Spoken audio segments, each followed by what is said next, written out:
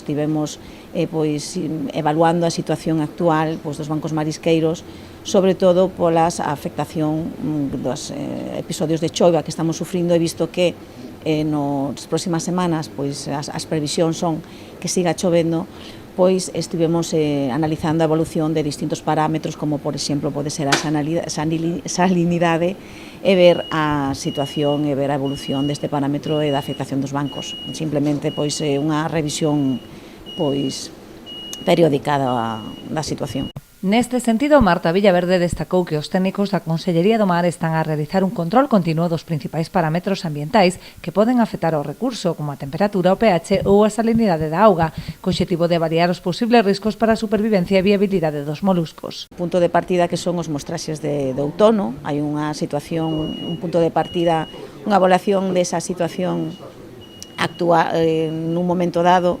xusto antes de empezar o inverno.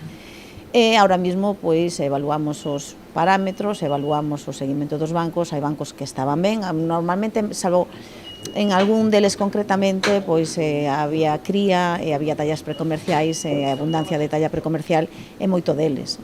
Ahora mesmo pois hai que facer un seguimento deses bancos, un seguimento deses parámetros, e unha vez que cheguen os mostraxes de primavera, pois ver un pouco como quedan e como o estado no que están.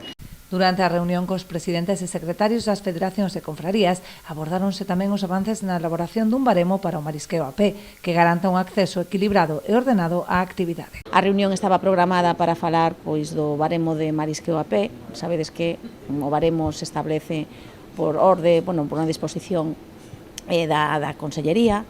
Estamos renovando, estamos revisando, porque eles nos comunican unhas necesidades, nos escoitamos, intentamos dar cobertura que poidan pois adaptar a normativa ao que les precisan para traballar.